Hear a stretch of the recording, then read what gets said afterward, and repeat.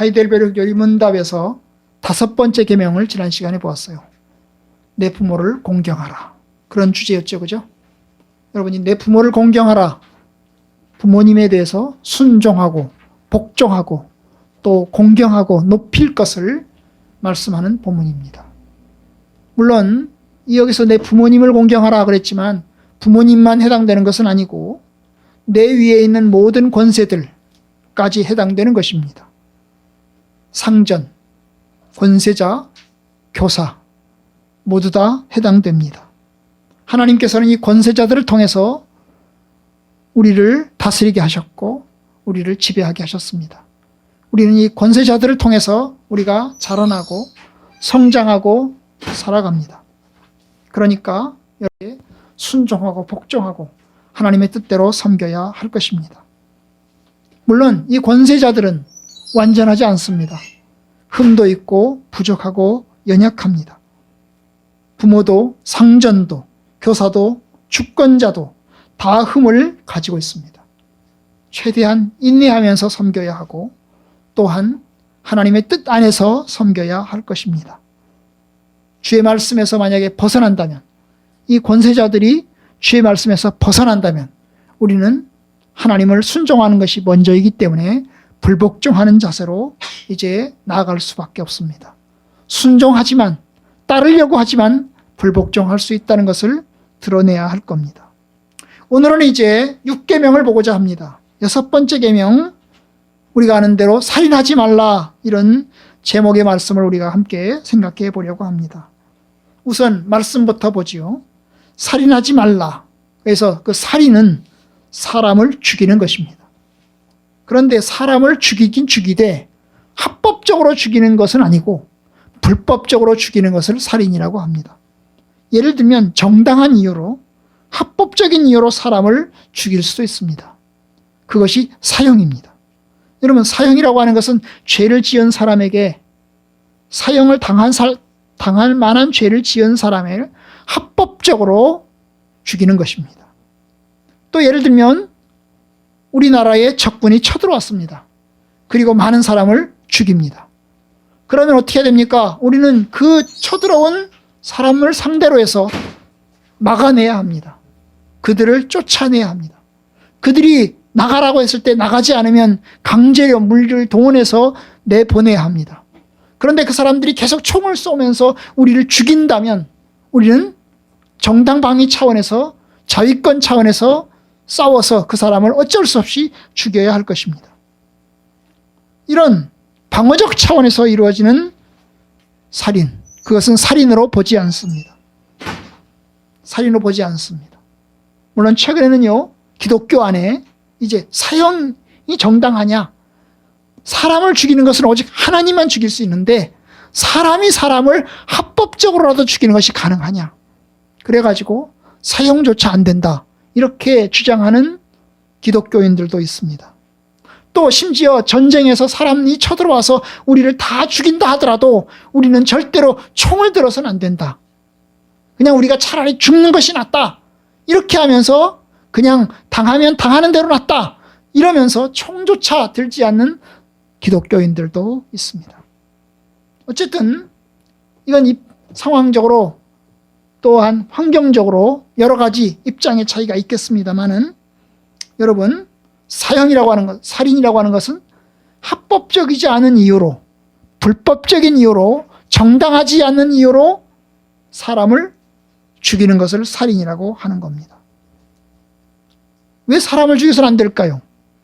여러분, 사람은 하나님의 형상이기 때문입니다. 사람이 얼마나 중요합니까? 하나님이 세상을 만드실 때 사람을 아주 특별하게, 고귀하게 창조하셨습니다. 바로 하나님의 형상으로 창조하셨습니다. 우리의 형상을 따라 우리의 모양대로 우리가 사람을 만들되 그들로 모든 것을 다스리게 하자 하시고 하나님께서 자기 형상, 곧 하나님의 형상대로 사람을 창조하셨습니다. 하나님의 형상이라는 말은 하나님을 닮았다는 겁니다. 하나님을 닮았다. 그런데 외형적으로 닮은 게 아닙니다. 하나님은 외형이 없으십니다. 얼굴이 없으십니다. 하나님은 눈과 코와 귀가 없으십니다. 그러니까 여러분, 하나님을 닮았다는 것은 외형적으로 외모가 닮았다는 말이 아니고 하나님의 본성을 닮았다는 것입니다. 하나님의 사랑과 거룩함과 존귀함을 닮았다는 것입니다. 바로 그 하나님을 닮았다는 것은 하나님이 가지고 계신 사랑, 하나님이 가신 거룩함, 하나님 가신 존귀함을 우리 사람이 가지고 있다는 것을 뜻하는 것입니다. 하나님은 사람을 만들고 그 사람을 통해서 세상을 지배하도록, 땅을 지배하도록 그 지배자로 사람을 창조하셨습니다. 그만큼 고귀한 자라 하는 것입니다. 여러분, 살인하지 말라. 왜 사람을 죽여서는 안 됩니까? 사람은 하나님의 형상이기 때문입니다. 그래서 성경은 이렇게 이야기합니다. 무릇 사람이 피를 흘리면 사람이 그 피를 흘릴 것이니 이는 하나님이 자기 형상대로 사람을 지으셨습니다. 창세기 9장 6절. 여러분, 사람이 사람을 죽이면 그 죽인 사람도 피를 흘려야 된다는 겁니다. 왜냐? 하나님의 형상을 죽였기 때문에. 여러분, 하나님은 가난한 자도 무시하지 말라고 그랬습니다. 가난한 자를 무시하는 것은 곧 하나님을 무시하는 것이다 그랬어요. 왜냐? 하나님께서 가난한 사람도 지으셨기 때문에. 그래서 사람이 사람을 무시하는 것은 곧 하나님을 무시하는 것입니다. 사람을 존귀히 여겨야 하는 것입니다. 살인은 바로 사람을 죽이는 것입니다. 여러분, 사람을 죽이면 사람을 죽인 죄만 있는 게 아닙니다. 살인을 하면 사람을 죽이는 것이잖아요. 사람을 죽이면 사람에 대한 죽인 대가로 처벌을 받습니다. 이것이 국법입니다. 우리나라 법이죠. 그런데 여러분, 성경에 의하면, 하나님 말씀에 의하면 사람을 죽이는 그 살인은 사람에 대한 죄가 아니고 하나님에 대한 죄입니다. 사실 10계명이 1계명부터 4계명까지가 하나님에 대한 죄, 5계명부터 10번째 계명이 사람에게 대한 죄, 이렇게 구분을 했잖아요. 그죠? 살인하지 말라, 간음하지 말라, 도적질하지 말라, 다 사람에 대한 죄로 규정을 했어요. 하지만 여러분, 그렇게 나눠놨을 뿐이지 10가지 계명 전체가 하나님에 대한 죄라는 것입니다. 살인하는 것은 사람에 대한 죄이면서 동시에 하나님에 대한 죄인 것입니다. 사람을 죽이는 것은 하나님의 명령을 어기는 것이기 때문에, 살인하지 말라고 하는 하나님의 명령을 어기는 것이기 때문에 그것은 여러분 하나님에 대한 죄입니다. 사실 10계명은 모세 시대에 주어졌습니다. 모세 시대에 주어졌어요. 모세 시대 이스라엘 백성들에게 주어졌습니다.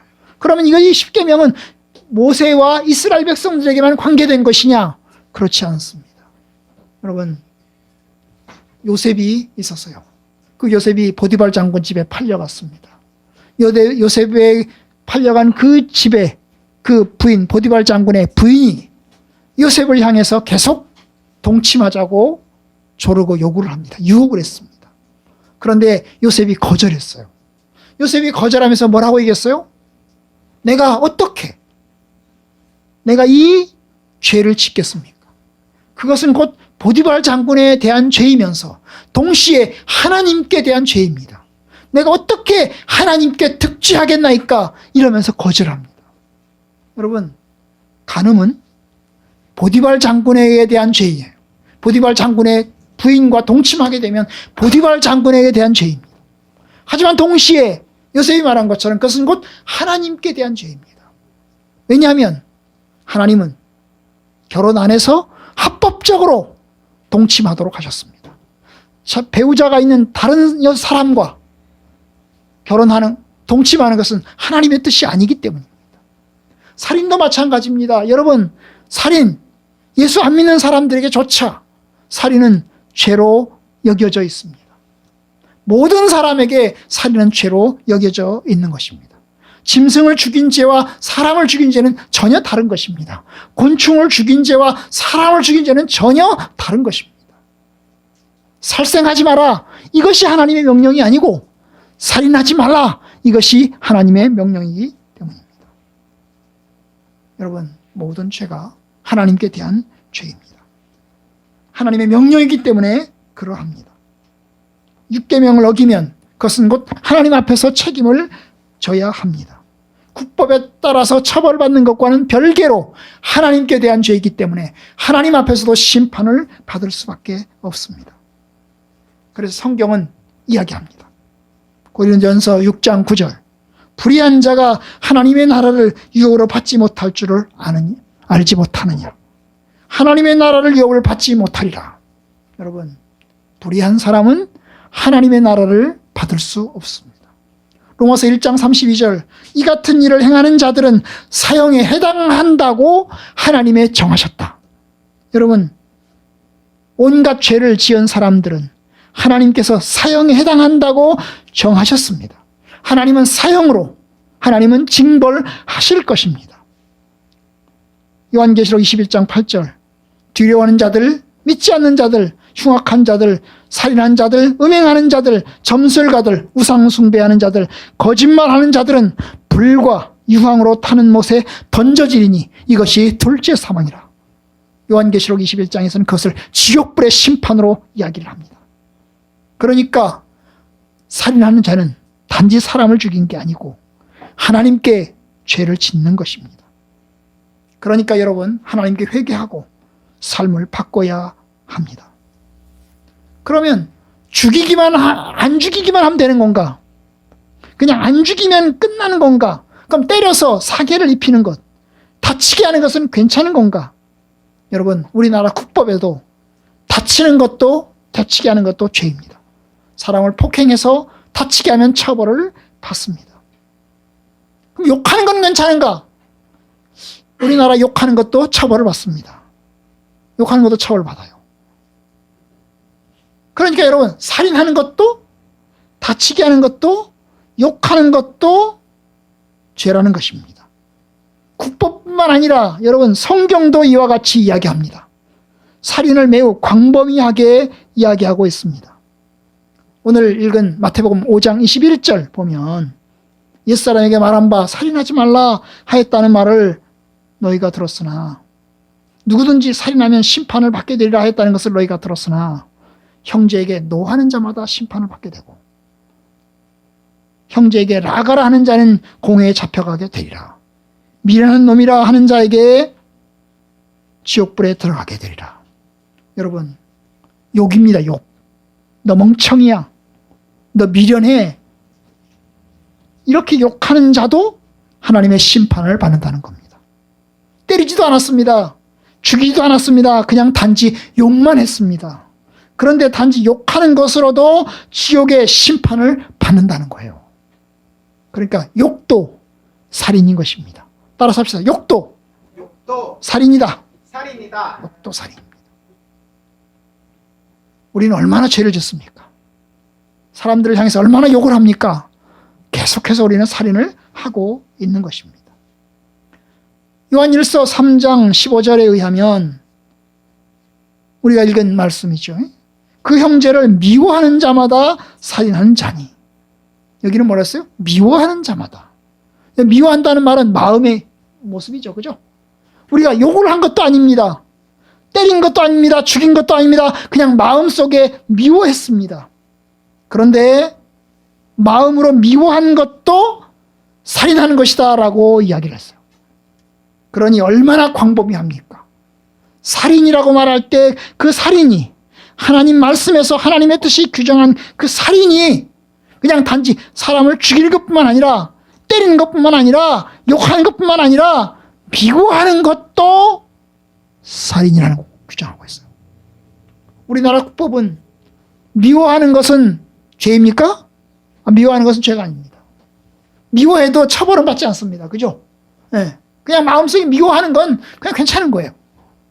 다만 그 미워하는 것을 욕을 통해서, 때리는 걸 통해서, 죽이는 것을 통해서 나타나면 그것은 죄라고 하는 겁니다. 그러나 성경은 말합니다. 성경은 미워하는 것도 죄이다. 얼마나 광범위합니까?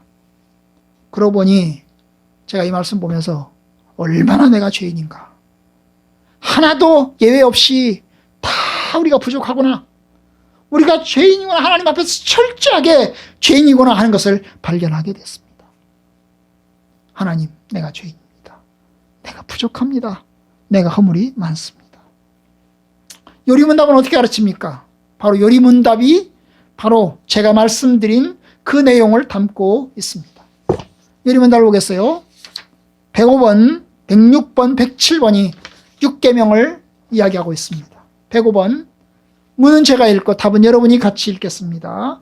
제6계명에서 하나님께서 요구하는 것은 무엇입니까? 제 명예를 훼손하거나 그들을 미워하거나 해치거나 죽이지 않기를 원하십니다.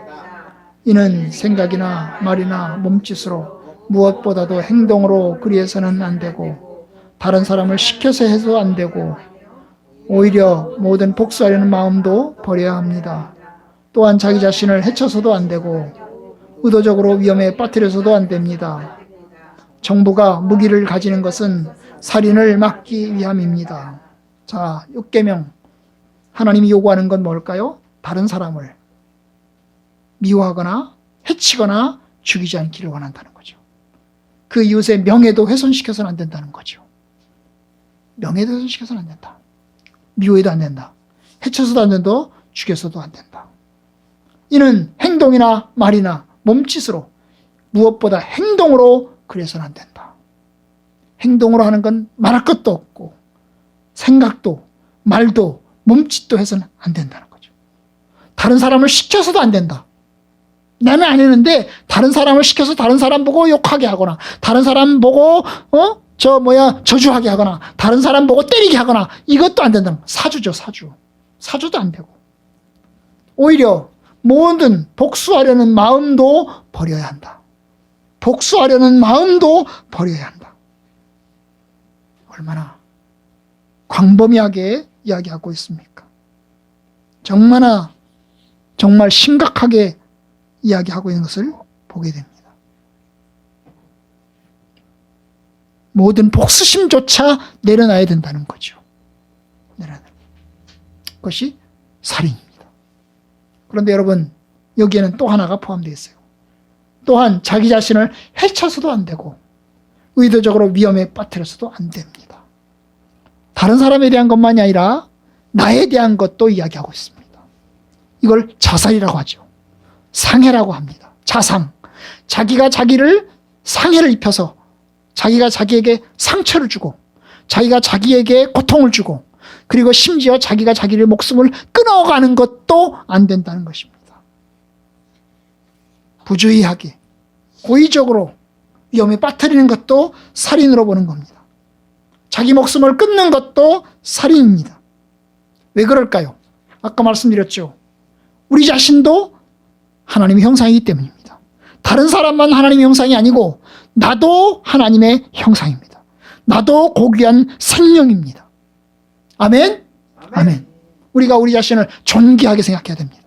우리 자신을 아주 고귀하게 생각해야 합니다. 여러분, 세상에서는 사람의 생명이 얼마나 존귀한가를 설명할 수가 없습니다. 생각해 보세요. 사람의 생명이 왜 존귀한가요? 물어보시면 사람의 생명이 왜 존귀한가요? 물어보시면 그냥 존귀한 거야 라고 이야기합니다. 사람의 생명이 어찌해서 존귀합니까? 그냥 짐승에 비해서 어떻게 사람의 생명이 존귀합니까? 이렇게 물어보면 그 존귀함에 근거가 없어요. 근거가 없습니다. 그냥 여러분 생각해 보세요. 진화론에서 본다면 여러분 사람과 짐승은 똑같은 겁니다. 그냥 사람은 털 없는 원숭이인 것입니다. 털 없는 원숭이. 그러면 털 있는 원숭이와 털 없는 원숭이가 어떻게 다릅니까? 어떻게 사람이 그렇게 존귀합니까? 설명할 수가 없습니다. 오직 성경만이 이야기합니다. 하나님 형상이다. 하나님께 속해 있다. 하나님께서 우리를 특별하게 창조하셨다. 하나님은 우리에게 생명을 허락하셨다. 바로 그렇습니다. 하나님이 주신 생명을 하나님이 거두어가기 전에 내가 임의로 해하기 때문에 그것은 살인입니다. 하나님이 주신 생명을 귀하게 여기지 않고 몸을 학대하거나 해를 가하는 것도 살인입니다. 여러분, 술을 너무 많이 마셔서 담배를 많이 피워서 건강을 해치는 것도 살인입니다. 쉬지 않고 일을 해서 건강을 해치는 것도 자기 관리를 하지 않아서 건강을 해치는 것도 죄입니다. 여러분, 성경에서 굉장히 강하게 이야기합니다. 고린도전서 3장 17절. 누구든지 하나님의 성전을 더럽히면 하나님이 그 사람을 멸하시리라. 하나님의 성전은 거룩하니 너희도 그러하니라. 하나님의 성전을 더럽히면, 성전을 더럽히는 사람을 하나님이 그 사람을 멸하겠다는 거예요. 그 성전, 여기서 말하는 하나님의 성전이라는 게 건물을 얘기하는 게 아니에요. 건물로서의 성전을 이야기하는 게 아니에요. 뭐예요? 사람을 이야기하는 것입니다. 사람. 너희는 너희의 것이 아니라 값으로 산 것이 되었으니 너희 몸은 하나님으로부터 받은 바 성령의 전인 줄 알지 못하느냐. 고린도전서 6장 19절. 그러니까 여러분, 우리의 몸은 하나님의 성전입니다. 우리의 몸이 성전이에요. 성령께서 우리 안에 거하시기 때문에 우리는 성전입니다. 우리 몸은 하나님의 거룩한 처소입니다. 따라서 몸에게 해를 가하거나 죄를 가하거나 학대해서는 안 되는 것입니다. 오히려 우리의 몸을 잘 보존해야 됩니다. 우리의 몸을 잘 돌봐야 합니다. 우리의 생명이 하나님의 선물인 것을 인식하고 하나님께서 우리에게 주신 축복인 것을 인식하고 하나님의 영광을 위해서 사용해야 합니다. 그것이 바로 우리의 생명을 중요하게 생각하는 겁니다. 우리의 몸을 담배 굴뚝으로 만들 수 없습니다. 우리의 몸을 술 주정뱅이로 만들 수가 없는 겁니다. 고귀한 몸을 고귀하게 아껴야 합니다. 몸을 무리해서도 안 됩니다. 하나님은 밤에는 잠을 자도록 만드셨어요. 낮에는 일하고 밤에는 잠을 자도록 만드셨어요. 하나님은 6일 동안 일하고 7째 날은 쉬도록 만들었습니다. 하나님께서 그와 같은 질서를 만드신 것입니다. 밤에는 쉬고 낮에는 일하고, 그리고 일주일은 6일 동안은 일하고 7째 날은 쉬도록 하나님께서 만드셨어요. 그것이 질서입니다. 그러한 질서를 잘 받아들여서 그 질서 가운데 살면 평안하고 복되고 건강한 것입니다. 그런데 그 질서를 받아들이지 않고 그 질서를 무시하고 거슬러서 살면 결국 우리의 몸은 건강을 해칠 수밖에 없는 겁니다. 과도하게 밤을 새워서 일하거나 24시간 동안, 36시간 동안, 48시간 동안 잠을 자지 않고 한숨도 자지 않고 계속 일을 한다거나 이러면 우리의 몸은 무너질 수밖에 없어요. 우리의 몸은 그렇게 만들어졌어요. 몸에 무리를 가져오게 되면 우리의 건강을 잃게끔 만들어져 있습니다. 하나님은 우리를 무쇠로 만들지 않았습니다. 연약한 처소로 만들었습니다. 그러니까 여러분, 우리가 열심히 잘 관리해야 합니다. 우리 자신을 잘 관리해야 합니다. 하나님의 뜻에 따라서 영리로 사용하지 않고 순리에 따라 사용할 수 있도록 해야 합니다. 그래서 저와 여러분들이 복된 삶이 되기를 바랍니다. 다만 여러분, 이제 아까 말씀드렸죠. 사형 집행하는 거. 그 다음에 이제 뭡니까? 전쟁에서 방어적으로 전쟁을 하는 것. 그렇게 해서 전쟁을 하는 과정에서 상대편을 죽일 수밖에 없는 것. 우리의 나라의 많은 사람들의 생명을 보호하기 위해서 사람을 죽일 수밖에 없는 것. 이것은 살인으로 보지 않습니다. 왜냐하면 그것은 개인의 판단으로 이루어지는 게 아니기 때문입니다. 여러분, 살인은 개인의 판단으로 하는 게 아니에요. 여러분, 사형은 개인의 판단으로 하는 게 아니에요. 내가 예를 들면 저 사람이 내 부인을 죽였습니다. 내 부인을 죽였어요. 그래서 내가 사형을 시켜야 된다고 생각합니다. 그리고 내가 저 사람을 사형을 시킵니다. 그건 복수입니다. 그건 사형이 아닙니다. 아시겠어요? 복수죠, 그거는. 그 사람이 나의 물건을 가져갔습니다. 내가 가만히 견딜 수 없어서 사람을 때렸습니다. 그건 복수입니다. 복수예요. 그건 심판이 아닙니다. 그럼 심판은 누가 할까요? 심판은 공적인 사적인 데서는 공적인 재판장에서 이루어지는 것이, 여러분, 그것이 하나님의 뜻입니다. 그래서 하나님께서는 재판장을 세워서, 정부를 세워서, 위정자를 세워서 그 위정자로 하여금 판결하게 하고 위정자로 하여금 판단하게 해서 처벌을 가하는 것입니다. 전쟁도 마찬가지입니다. 여러분, 전쟁이 상대편에서 우리를 공격해 왔어요. 내가 생각해서 내가 맞대서 나가면 그것은 뭡니까? 그렇게 해서 나가면 그것은 합법적인 전쟁이 아닙니다. 그래서 합법적인 전쟁이냐 아니냐를 판가름하기 위해서 여러분 국가가 논의를 하는 것입니다. 그 합법적인 것을 논의하기 위해서 뭡니까? 유엔이라고 하는 그런 기구들을 만들어 가지고 서로 논의하는 것입니다.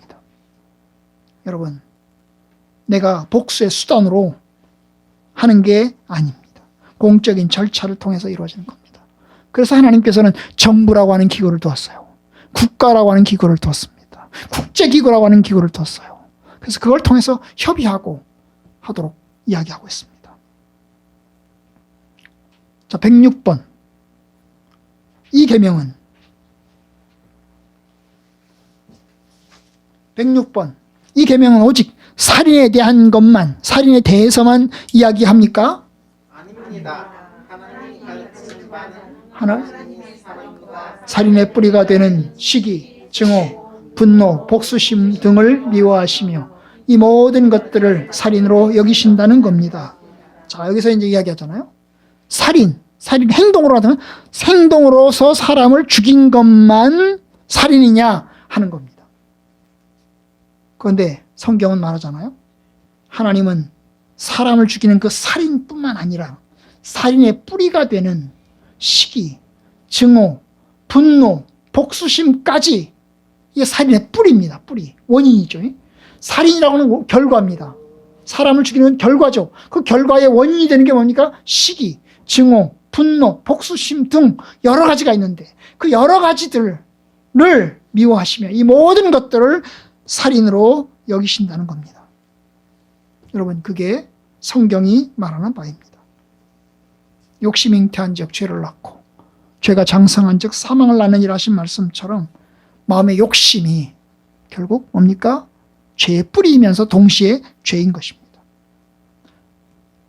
미움, 사기, 증오, 분노심, 복수심 이런 것들이 살인으로 나아갑니다. 그래서 성경은 이야기합니다. 야고보서 1장 20절 사람의 성내는 것이 하나님의 뜻을 이루지 못한다. 성질내고 화를 내고 이런 모든 것들이 하나님의 뜻을 벗어난다는 것입니다. 요한 1서 2장 11절 그의 형제를 미워하는 자는 어두움 가운데 있다. 여러분, 미워하는 것이 어두움 가운데 있는 죄입니다. 어두움 가운데 있는 죄. 남을 죽일 뿐만 아니라 자기 자신까지 죽이고야 맙니다. 다윗의 아들 이제 압살롬이 있었습니다. 이 압살롬에게는 형이 있었는데요. 암논이라는 형이 있었어요. 이 압살롬에게는 동생도 있었습니다. 동생도 있었어요. 다말이라고 하는 동생이 있었습니다. 그런데 이제 배다른 형이죠. 암논이라고 하는 형이 이 압살롬의 여동생을 좋아했어요. 여동생을 좋아했습니다. 그래서 어느 날 뭡니까? 자기가 아프다는 핑계를 대가지고 그 압살롬의 여동생을 자기 집으로 불러들입니다. 이 암논이라고 하는 형이 불러들여요. 그래가지고 어떻게 합니까? 음식을 먹여달라고 하면서 그 여자를 겁탈을 합니다. 성폭행을 한 거죠. 그 성폭행을 하고 난 다음에 그 여자를 발로 차서 버립니다. 쫓아내버렸어요. 그래서 이 성폭행을 당한 이 여자가 너무 슬퍼 울면서 고통스러워합니다. 그걸 본 이 압살롬 복수의 칼을 갑니다. 마음속에서 분노하고 미워합니다.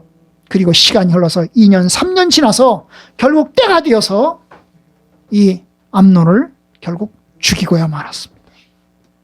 사람을 죽였으니 어떻게 합니까? 도망을 갑니다. 그래서 외갓집으로 도망을 갔어요. 다윗은 자기 아들이 형을 죽인 이 압살롬을 엄청나게 미워합니다. 얼굴도 보지 않습니다. 그러다가 몇 년 지나서 다시 불러들였어요. 결국 압살롬이 돌아왔습니다. 그런데 여러분, 돌아온 압살롬 평안했을까요? 평안하지 않았습니다. 결국 아버지를 향해서 분노를 표현하고 복수의 칼을 갈고 그러다가 결국 쿠데타를 일으켰습니다. 그리고 자기 아버지를 죽이려고 했습니다. 여러분, 결국 그 쿠데타에 압살롬 자신이 죽고야 말았습니다. 쿠데타는 실패로 돌아갔고 도망가다가 결국 압살롬은 죽임을 당했습니다. 여러분, 이 마음의 미움과 분노가 결국 뭡니까? 다른 사람을 해할 뿐만 아니라 자기 자신을 해하는 결과로 나타난 것입니다. 참 이 세상에 꼬이고 꼬인 일들이 얼마나 많은지 몰라요. 너무나 복잡하고 복잡합니다. 어쨌든 간에 성경이 말하는 바는 살인에 대한 것만 얘기하는 게 아니라 살인의 뿌리가 되는 여러 가지 것들조차 살인으로 여기신다는 것입니다. 107번. 그러면 앞에서 말한 방식으로 우리 이웃을 죽이지 않으면 그것으로 이 계명을 다 지킨 것입니까? 아닙니다. 하나님께서는 시기와 증오와 분노를 금하시며 이웃을 우리 자신처럼 사랑하며 인내와 화평과 온유와 자비와 친절함을 보이고 우리가 할 수 있는 한 그들을 해악으로부터 보호하며 심지어 원수에게도 선을 행하라 명하셨습니다. 여러분, 소극적인 의미에서 살인만 안 하면 된가? 그냥 사람 죽이지 않고 시기하지 않고 증오하지 않고 분노하지 않고 복수심만 안 가지고 있으면 되는 건가? 그냥 그것만 안 하면 되는 건가? 성경은 그것 갖고 안 된다는 거예요. 하나님 말씀은 그것 갖고 안 된다는 거예요. 소극적으로 살인 안 하는 것으로만 끝나는 게 아니고 소극적으로 욕하지 않고 소극적으로 때리지 않고 소극적으로 죽이지 않고 소극적으로 분노하지 않고 소극적으로 미워하지 않는 것만으로 끝나는 게 아니고 뭐라고 그랬어요? 이웃을 우리 자신처럼 사랑하며 인내와 화평과 온유와 자비와 친절을 보이고 할 수 있는 한 그들을 해악으로부터 보호하고 심지어 원수에게도 선을 행하라 명하셨습니다. 그러니까 소극적으로 끝나는 게 아니고 적극적인 의미에서 노하라는 것입니다. 적극적인 의미에서도 사랑하라는 것입니다. 심지어 원수까지도 사랑하라, 선을 행하라고 말씀하셨습니다. 너무나 쉽지 않습니다. 예수님도 원수를 사랑하셨죠. 자기를 십자가에 못 박는 사람들을 위해서 기도하셨습니다. 그들을 저주하지 않으시고 오히려 그들의 죄를 사해달라고 기도하셨습니다. 이 말씀 보면 정말 쉽지 않습니다. 원수는 차치하고도 이웃 사랑도 쉽지 않습니다. 가까운 사람에 대해서도 시기하거나 서운한 마음을 들고 그 다음에 관계를 끊어버리기도 합니다. 그런데 이웃 사랑하라뇨. 그리고 심지어 원수까지 사랑하라뇨. 얼마나 힘든지 모릅니다. 어쩌면 불가능합니다.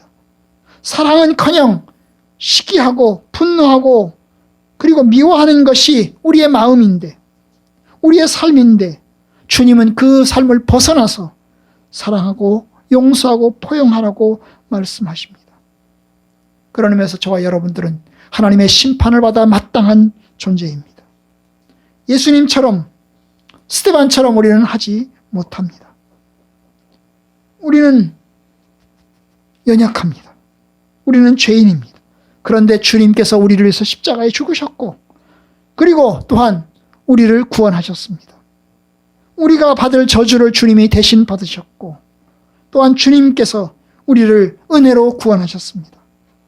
우리가 은혜로 구원받아서 하나님의 자녀가 되었습니다. 하나님의 사랑이요 은혜죠. 내가 잘해서, 내가 착해서, 내가 선해서, 내가 아름다워서 하나님이 우리를 구원하신 게 아닙니다. 우리는 악하고 부족한데, 우리는 죄인인데 여전히 미워하고 시기하고 분노하고 증오하고 있는데 하나님께서 우리를 사랑하십니다. 여러분, 사도 바울을 부르신 하나님을 생각해 봅시다. 하나님께서 그런데 사도 바울은 예수 믿는 사람들을 죽이려고 하고 있었습니다. 예수 믿는 사람들을 죽였습니다. 잡아갔습니다. 빼앗았습니다. 그리고 강탈했습니다. 예수 믿는 사람들을 엄청나게 박해하고 핍박했습니다. 그런데 주님께서 사도 바울에게 나타나셨습니다. 그리고 그를 부르셨습니다. 주여 니시오니까 네가 핍박하는 예수다. 주님 누구십니까? 나는 네가 핍박하는 예수다. 여러분, 그 핍박하는 예수님께서 핍박하는 바울에게 나타나셔서 그를 사랑으로 부르셨어요. 그리고 하나님 백성 삼으셨고 사도로 삼으셨습니다. 착한 사람 부른 게 아닙니다. 의로운 사람 부른 게 아닙니다. 악한 사람 불렀습니다. 이것이 복음입니다. 이것이 하나님의 사랑이고 이것이 기쁜 소식입니다. 하나님께서 저와 여러분들을 사랑하셨습니다. 우리가 착해서 부른 게 아닙니다. 우리가 의로워서 부른 게 아닙니다. 우리가 연약하고 부족한데 부르셨습니다. 하나님의 뜻대로 벗어나서 사는 저와 여러분들을 불러서 하나님의 사랑으로 만들었습니다. 이제 주님 말씀하십니다. 하나님의 사랑을 힘입어서 사랑해라. 우리 마음속에는 여전히 시기하고 있고 질투가 있고 분노가 있고 미움이 있고 복수심이 가득한데 주님께서는 저와 여러분들을 불러서 이야기합니다. 사랑해라. 너희 이웃을 사랑해라. 너희 원수까지도 사랑하라. 이것이 주의 말씀입니다. 로마서 12장 21절 네 원수가 줄이거든 먹이고 목마르거든 마시오라. 그리함으로 네가 숯불을 그 머리에 쌓아 놓으리라. 바울이 이야기하는 겁니다. 너의 원수가 너를 적대하는 사람, 너를 박해하는 사람, 그 사람이 배고프다면 먹여라. 그 사람이 목말라 한다면 마실 것을 줘라. 우리는 그거 못합니다. 우리의 본성으로는 그거 못합니다. 하고 싶지 않습니다. 어떻게 내 원수에게 그걸 한단 말입니까? 나는 절대로 못합니다. 이것이 저와 여러분들의 모습입니다. 그런데 주님께서는 말씀하십니다. 해라. 사랑해라. 포용해라. 용서해라. 그렇게 말씀하십니다. 오늘 말씀 마태복음 5장 너희 원수를 사랑하고 너희를 핍박하는 자를 위해서 기도해라. 이것이 주의 말씀입니다. 참 쉽지 않죠. 이웃만 사랑하면 될 것 같은데 주님 말씀하십니다. 원수를 사랑하고 박해하는 자를 위해서 기도해라. 우리가 하나님께 기도해야 되겠습니다. 하나님, 우리는 연약합니다. 우리는 부족합니다. 우리는 포용하지 못합니다. 우리는 온유하지 못합니다. 우리는 죄인입니다. 하나님의 성령께서 우리에게 할 수 있는 은혜를 주십시오. 하나님의 성령께서 우리로 하여금 사랑할 수 있는 은혜를 주십시오. 용서할 수 있는 은혜를 주십시오. 기도할 수 있는 은혜를 주십시오. 저와 여러분들이 그렇게 하나님을 의지하고 하나님께 기도하고 또 주의 은혜 가운데서 사랑할 수 있는 은혜가 저와 여러분들 가운데 있기를 바랍니다. 하나님의 성령께서 저희들 속에 함께 하셔서 예수님처럼 스데반처럼 하나님의 사랑으로 대할 수 있는 그런 넉넉한 포용하는 그런 마음을 저에게 주시기를 주의 이름으로 축복합니다.